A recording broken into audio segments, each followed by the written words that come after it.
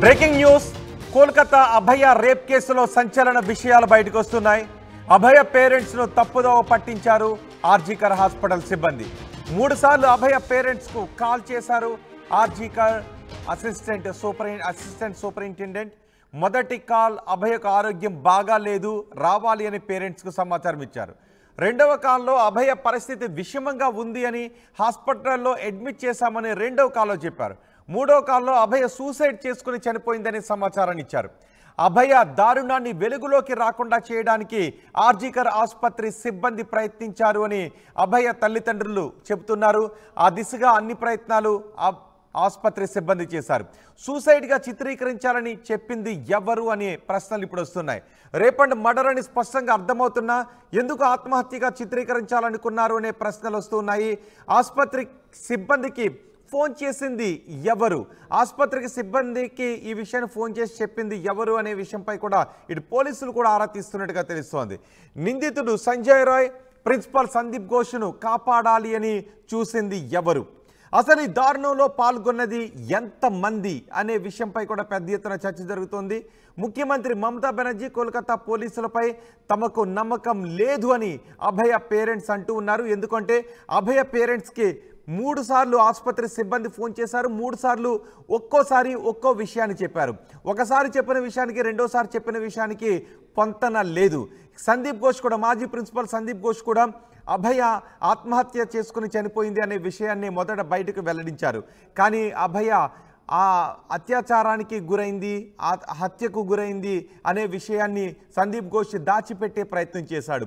ఆసుపత్రి సిబ్బంది చేత అభయ తల్లిదండ్రులకు 3 సార్లు ఫోన్ చేయించి 3 సార్లు కూడా పొంతన లేని విషయాలు చెప్పించడంతో ఈ కేసులో ఎంతమంది ఇన్వాల్వ్ అయ్యారు అనే విషయంపై పెద్ద ఎత్తున చర్చ జరుగుతోంది. ఇప్పటికే ఇన్వెస్టిగేషన్ కూడా కొనసాగుతోంది.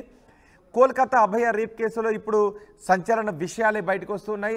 తప్పుదోవ పట్టించడానికి, తొలి నుంచి కూడా ఈ కేసును తప్పుదోవ పట్టించడానికి ఆసుపత్రి సిబ్బంది ప్రయత్నం చేశారు అనడానికి స్పష్టమైన ఆధారాలు ఉన్నాయి. అభయ తల్లిదండ్రులకు 3 సార్లు ఫోన్ చేశారు. తెల్లవారుజామున ఈ ఘటన జరిగింది. ఈ ఘటన జరిగిన తర్వాత 3 సార్లు అభయ తల్లిదండ్రులకు ఫోన్ చేశారు ఆసుపత్రి అసిస్టెంట్ సూపరింటెండెంట్. మొదటి కాల్లో అభయకు ఆరోగ్యం బాగాలేదు, మీరు ఆసుపత్రికి రావాలి అని చెప్పారు. రెండవ కాల్లో అభయ పరిస్థితి విషమంగా ఉంది, ఆసుపత్రిలో అడ్మిట్ చేస్తామని చెప్పారు.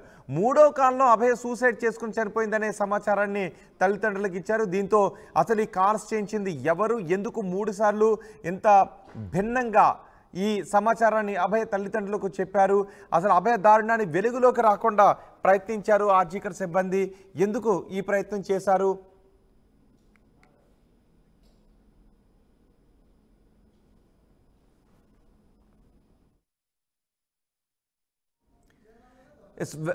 West Bengal governor